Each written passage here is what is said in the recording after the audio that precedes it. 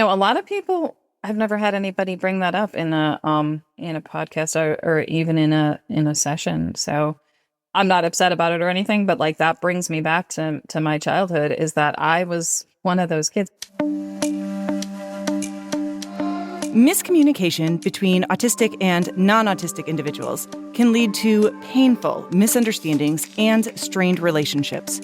How can we bridge this gap and foster better understanding between different neurotypes? We're talking to Jaime Heidel, author of What Did I Do Wrong? An accessible guide to preventing traumatic misunderstandings between you and your autistic loved one. She's a self-described autistic communication translator, and we're going to talk about preventing traumatic misunderstandings and improving connections between autistic individuals and the people in their lives. That's straight ahead on episode 239. I'm Emily Kircher-Morris, and this is the Neurodiversity Podcast.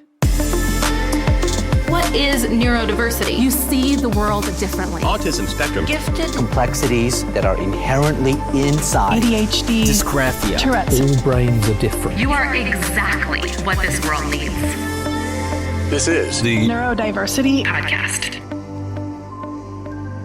Don't forget that our big live event highlighting the importance of neurodiversity affirming schools is on the horizon. On Monday, September 23rd, you are invited to join me and a few other amazing neurodiversity affirming individuals, specifically Amanda Morin, Brandon Gernix, and Dr. Matt Zakreski, for an engaging and informative webinar on creating neurodiversity affirming schools. The event is free, and if you register, you can also access the recording if you can't attend live.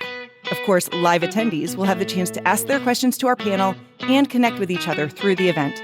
We would love to see you there. Just go over to neurodiversity.university to register or click the link in the show notes. Okay, Jaime Heidel is here in a minute.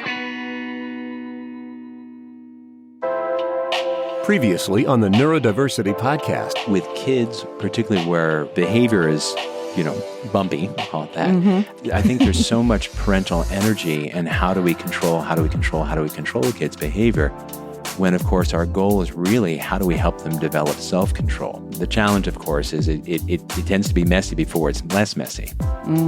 What's interesting for me is the rage quitting or the anxious avoidance. I mean, all of these things are stress systems that are overwhelmed. And when I, as a parent, as a teacher, or administrator, whatever, go in and try to start controlling kids, by definition, I'm increasing their stress because I'm decreasing their healthy sense of control. That's episode 206. Find it wherever you get your podcasts.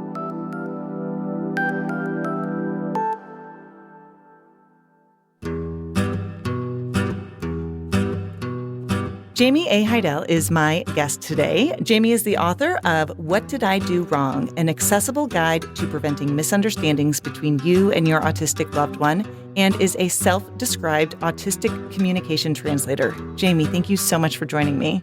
Thank you so much for having me on the show. I really appreciate it. It's funny. I often say that a major part of my job as a mental health clinician for neurodivergent people is to simply translate miscommunications between my neurodivergent clients and their families, which is something that you've really recognized as a need in this community. So many people don't realize how different autistic communication can be from allistic communication. And just for a quick note for anyone who's unfamiliar, allistic is a term that refers to anyone who is not autistic, even though they may be neurodivergent in other ways. But to get us started, I would love to hear your take about some of the common communication barriers that get between these two groups of people. I think there are so many that it's really hard to narrow down the common misunderstandings, but I was thinking about this earlier, and I think the common misconception between allistic and autistic people is rudeness. I feel like autistic people are often seen as purposefully rude, standoffish, antisocial, although some of us are antisocial. But I think that there's this idea of the way that we are naturally is seen as just in general rude. I mean, it could be other words could be used for it, but that seems to be a common misconception. So I usually explain to people, because this has happened, people have asked me about it, they've asked me about my own quote unquote rudeness, and clients have asked me the same thing. And I think it's the idea that we communicate differently, but it comes across as rude to autistic people. So let's say, I naturally have a flat vocal tone. So I have to add inflection in my voice on purpose. So it's something I have to manually do. And my facial expressions would be totally flat if I wasn't animating my face on purpose. And when I was a kid, I didn't know that. I had no idea I wasn't making facial expressions. I couldn't hear that my voice sounded monotone. The first time I realized my voice was monotone was when I listened to myself back on a recording. And I'm like, is that what I sound like? Because I don't hear it. For me, I heard inflection when I was speaking. And also, in addition to having kind of a flat vocal tone and a flat facial expression, I also would be, I might not respond if someone called my name. I don't have it's weird. I know what my name is, but yet people called it and I didn't understand that they were calling me. I have auditory processing disorder as well. So I wouldn't always hear them, or I would hear it, but it wouldn't translate that someone was calling me, or people would say I was ignoring them because I had sensory overload and I needed to kind of be away from people, or I would just shut down and I would be just totally shut down and just sort of staring off into space. And again, people thought I was ignoring them when they were talking to me. And I wasn't. Like, they'd walk into a room and start talking to me. And by the time I was like 10, I was already so dissociated that, you could talk to me in a room, and then it was only when someone got angry and was like, Jaime, that I would startle and I'd start crying and I'd start having a meltdown because I didn't know they were there. And of course, I was a kid back in the 80s and 90s. And back then it was like, oh, now you're just crying for attention, or now you're just doing this to be dramatic. And I'm like, no, I really didn't see you. How could you not see me? How could you not hear me? Nobody knew what it was. Everybody knew I was different, and everybody thought I was rude. And to segue off of that, people also thought I was arrogant. And that's kind of along the same lines because I have a big vocabulary. I'm also hyperlexic. So I read at a very young age. I think I was tested. I did reading at like a 12th grade level in 3rd grade, but my math was so bad. I also have dyscalculia. I'm multiply neurodivergent. I can't do math to save my life, but I was always reading at like a much higher grade level. So my vocabulary was pretty high. So, you've got this person, has a monotone face, monotone facial expressions, seems to be ignoring everybody, and is spouting off words that they shouldn't know until they're in high school. So I was just seen as whatever word you want to put to that. It was never good. What I also hear you saying, maybe if I were to generalize that a little bit, the misunderstanding of intent. Oh my, yes. All the time. And not really understanding like where somebody's coming from or what they're trying to communicate. In my experience, so many autistic individuals are very direct, very low context communicators. We're going to talk about this thing and we're going to be very explicit about it. But they are also then expected to read between the lines, which is more of an holistic type of communication. And so that's where that translation piece comes in. Like, okay, you mean this. And that kind of goes both ways a little bit. Like, you have to be intentional about figuring it out. Yes. And here's the thing, too, is that you don't even have to have had a conversation.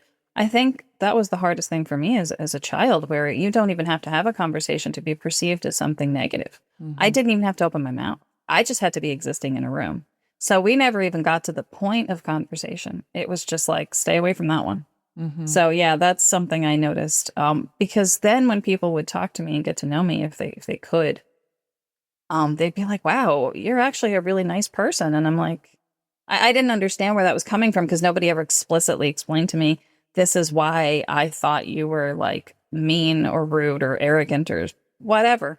And they're like, you're such a kind, nice person. And I'm like, oh, okay. And I didn't understand the context because no one would explain it. So yeah. So sometimes we didn't even get to the conversation part of it. It was just like everybody knew to stay away from me or bully me and pick on me. It was one or the other.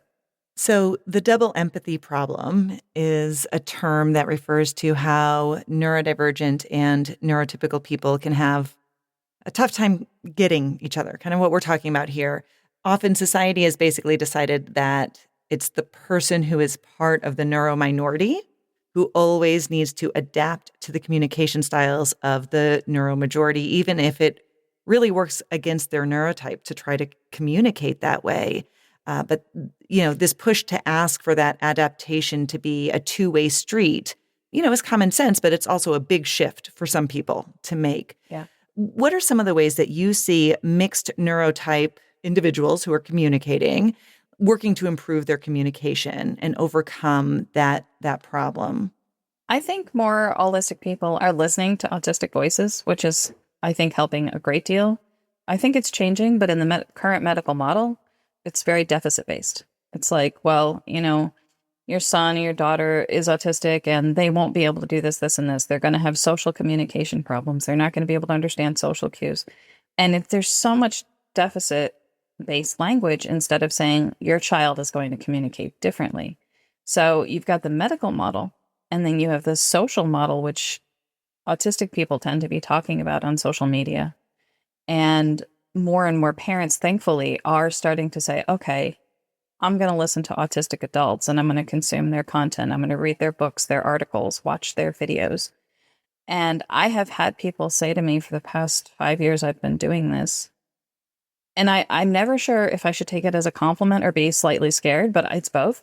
And they say to me, you have helped me understand my autistic loved one better than all the doctors I've seen for the past decade. And I'm like, that's a lot of responsibility. Yeah. But at the same time, it's an honor. It's an honor. But then I think, oh, I'm not any type of medical professional. I'm just telling you what I experienced in my life. And I'm sharing the anecdotes and the stories that other people have shared with me. And, the book that I wrote helped people to understand. The articles I wrote, I've had people say that I've saved their relationships, their romantic relationships, or they've better understood their child, and they can't believe how they used to think about their child because it was negative, and now they see it as more positive. And I'm like, oh my God, I mean, it's such an honor to be able to do that, to be able to take what I've been through and turn it into something positive. I really love it. So I think that that's one thing that is working in people's favor, is that social media is really getting out there with the real everyday lives of autistic people, especially autistic adults. And we're able to communicate and say, hey, this is what's happening inside of us. And my experiences aren't going to be the same as someone else's, but at least it's a jumping off point to get started. And it's a way to validate people who maybe aren't being validated at home or aren't being understood. I think also one of the benefits that has come out of social media, it's also helping people find the language to share their own experiences that maybe they hadn't before. Because without that sense of community, without hearing other people sharing, you may not even, first of all, realize that there's something there. But if you do realize it, maybe you're like, well, this is my problem. Absolutely. But now it's like, oh, this resonates. I have an understanding of this. And now I can help others to understand me better, which I think for so long just was lacking. Yes, and that's another part of what I do. I have an Instagram page. It's just at the Articulate Autistic, and I usually post discussion questions about 3 times a week and just talk about an individual kind of isolated autistic experience. Like, have people thought this about you, or have you experienced this? And not only do I help holistic people understand what their family members might be going through or what they might be experiencing, but I'm also helping to validate the neurodivergent community who may not realize that there is a whole community of people who think like them and have experiences like them. You think in the age of the internet that everybody knows and everybody's exposed to it, but that's not true. I mean, it's all about the algorithm, right? So if you're not looking at the actually autistic hashtag, or if you're looking at just the autism hashtag, you're going to kind of get a mixed bag. So I think sometimes I get in my head like, oh, people know this now. There's more information. And I think it's definitely getting better, but we could do so much more. So, and put it also into the mainstream so people understand what it's like to live as an autistic person instead of, again, just going back to that medical model of deficit. I want to talk a little bit about small talk, which is an expectation in so many social settings, but can be really hard for autistic people. All right, so I read this book that changed my life. It's called A Field Guide to Earthlings. I recommend it to everybody. And it is written by an autistic man. I can't think of his name. And he wrote his perspective on how neurotypical people communicate from an autistic perspective. And one of the things I learned from that book was that autistic people use small talk as a way to, it's not so much about the words that they're saying. So they're not talking about like, talking about the weather or talking about a TV show or something like that. Or talking about what they're going to make for dinner. Seems to be a big one. There's something that goes on for neurotypical people that it's sort of like we're just in this together and we're just having a conversation. And I'm sort of gauging the type of person you are. I'm not really interested in the content of the conversation. It's kind of like I don't want to say judging because that sounds like the wrong word, but it's kind of like sussing people out. Like, does this person conform to what I expect? Is this person somebody I may want to know as a friend? Is this somebody that I'm just going to have a casual conversation with? Is this somebody I'd like to stay away from?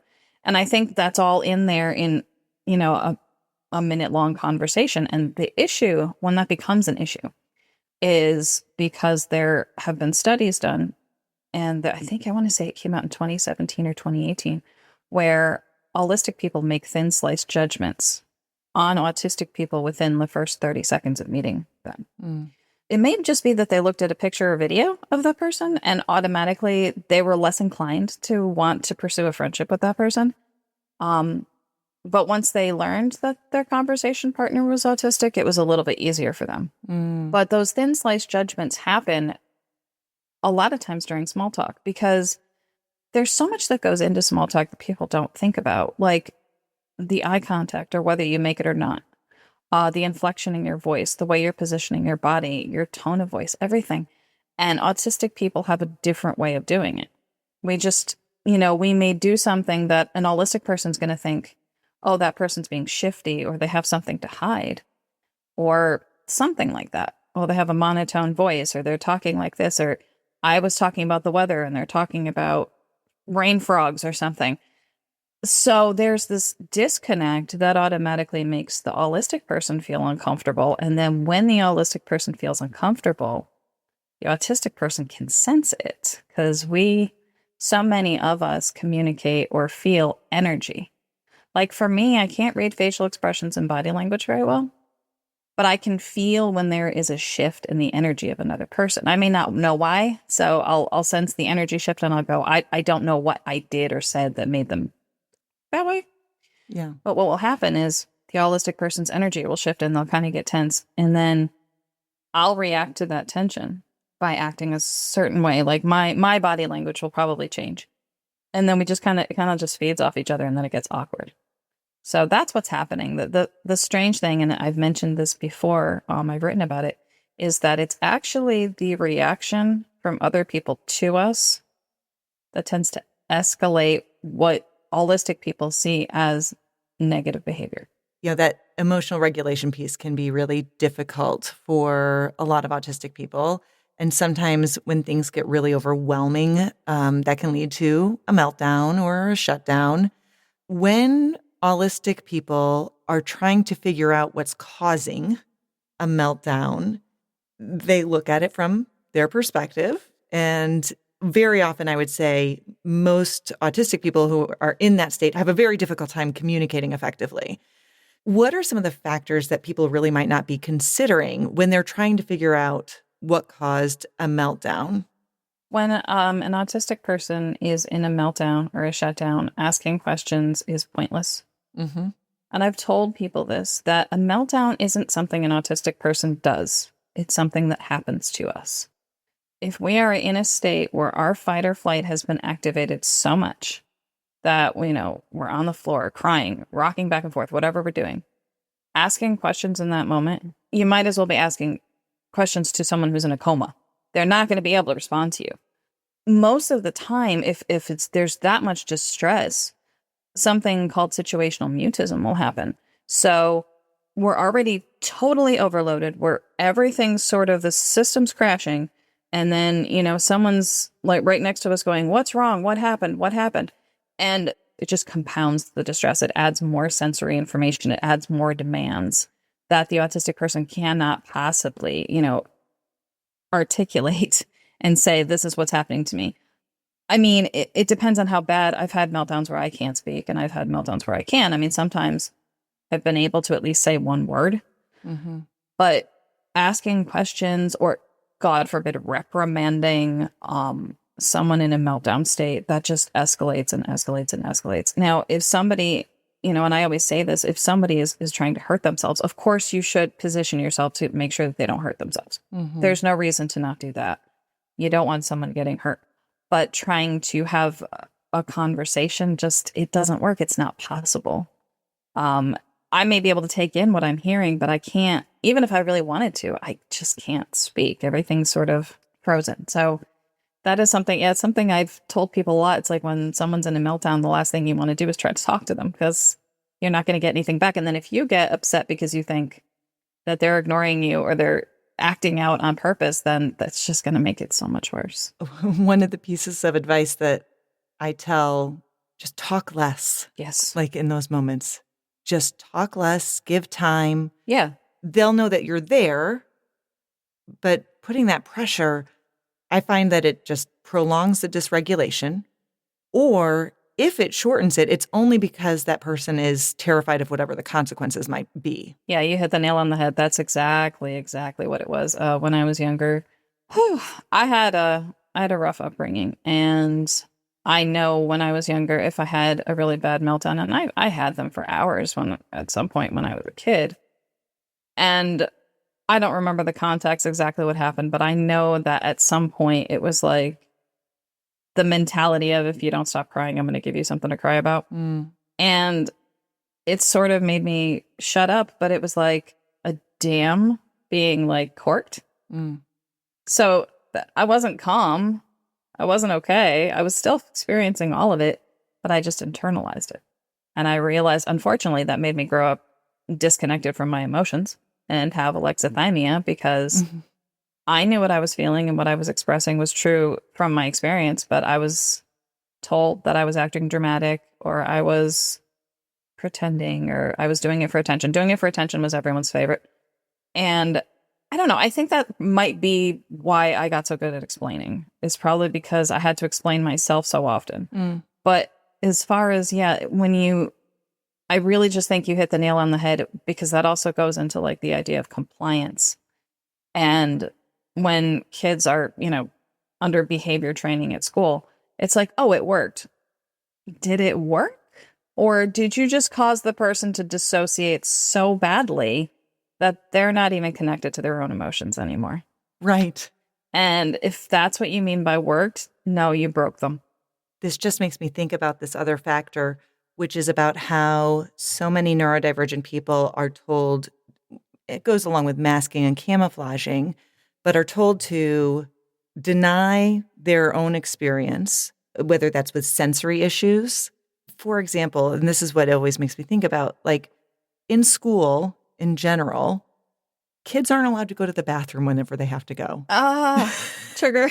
But it's like, that's just one thing that all kids experience. It's not good for any of them. You're right. All kids, it's like the withholding of the bathroom is a thing. But the problem with that is, what does that teach you? It teaches you to ignore the signals that your body is giving you.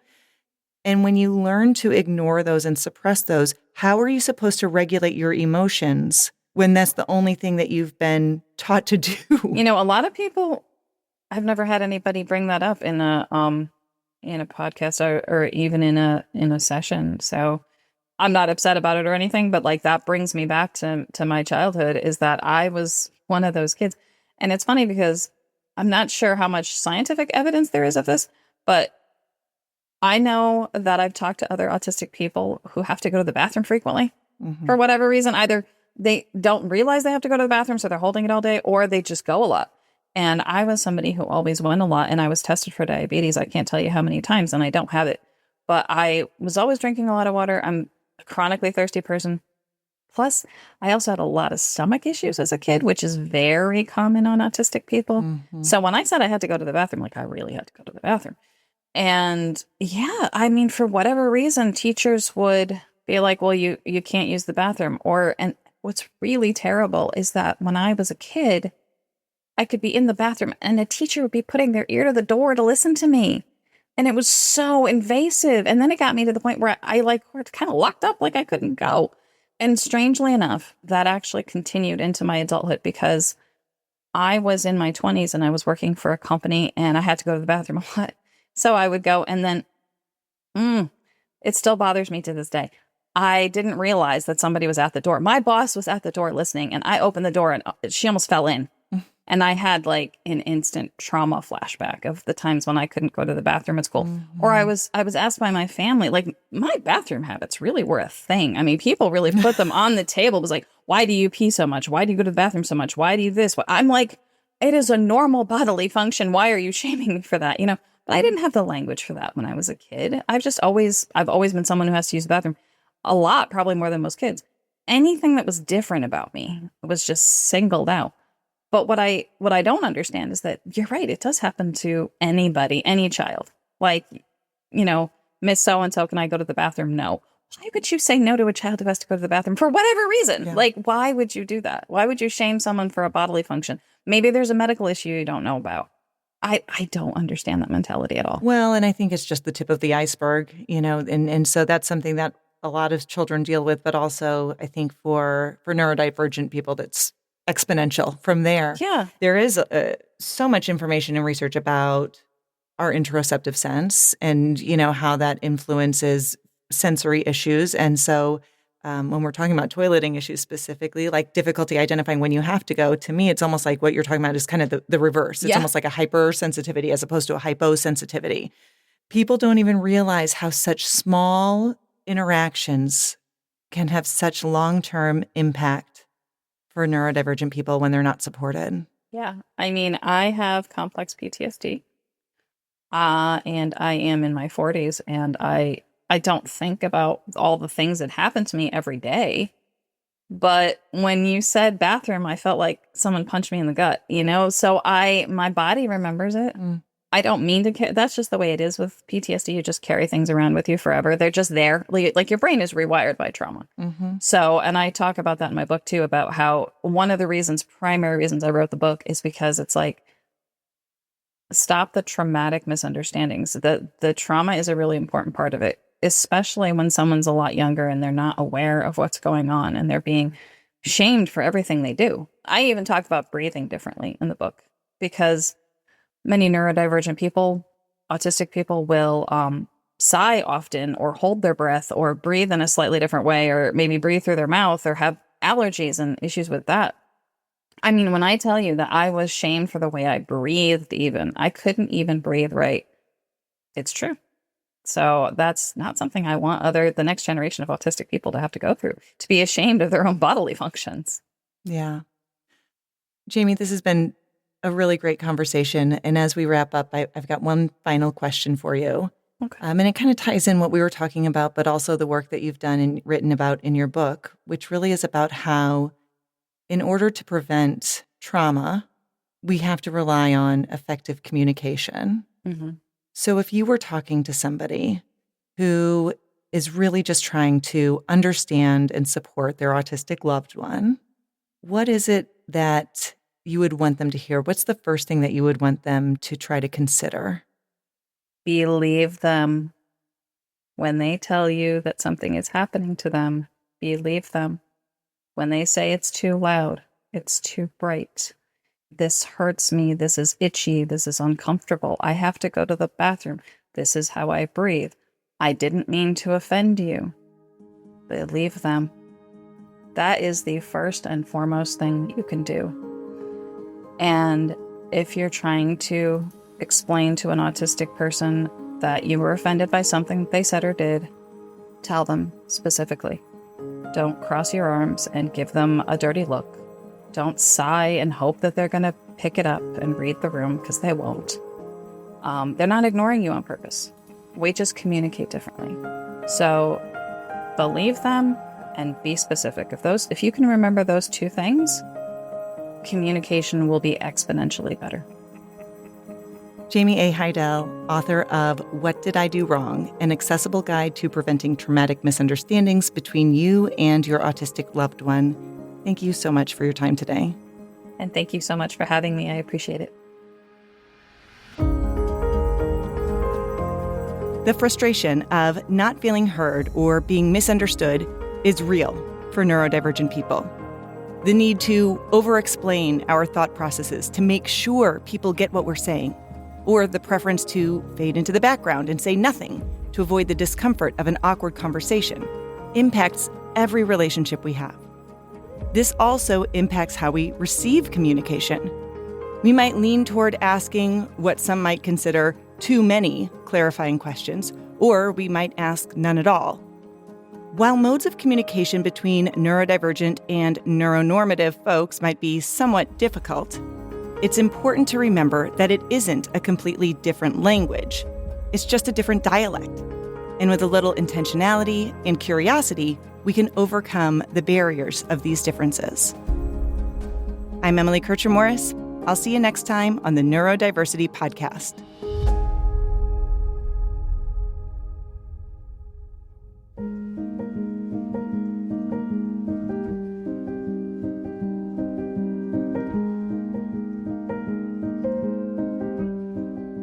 Today we learned of the passing of our friend Steve Silberman. Not only was he the author of the groundbreaking book called Neurotribes: The Legacy of Autism and the Future of Neurodiversity, he was a thoughtful and generous man and a tireless advocate for the autistic community. Through his body of work, he challenged conventional views, and he was instrumental in advancing the understanding and acceptance of the neurodiversity movement.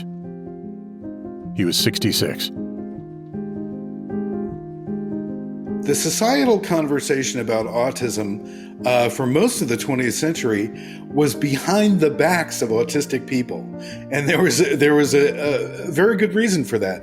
Adults could not get an autism diagnosis in most places until the 1990s. It wasn't even considered an adult condition. People would always, if you saw a picture of autistic people on a charity website, it would always be children. And in fact, it would always be sort of sad-looking children, like looking at the world through a foggy piece of glass or something like that, or, with puzzle pieces missing, etc. Now we understand that diversity is actually a strength in society and in human communities, can be a strength even in a company. So that the Harvard Business Review a couple of years ago ran a front page article how hiring people with conditions like autism, dyslexia, and ADHD is not just being nice, it's not just about charity, but it actually helps build company value for stockholders. So one of the wonderful things that's happening is that huge companies like the German software giant SAP is realizing that having autistic people and other neurodivergent people on the team is actually good for your business. It's not just good for your soul or good for the autistic people, it's good for your business.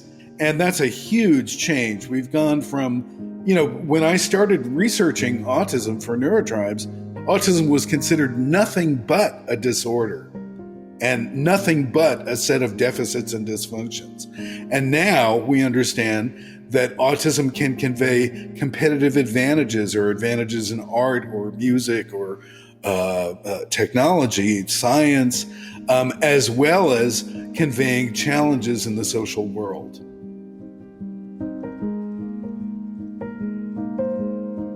Our host is Emily Kircher-Morris. Our office manager and social media director is Krista Brown. I'm the executive producer, Dave Morris. For all of us, thank you for listening, and we'll see you next time.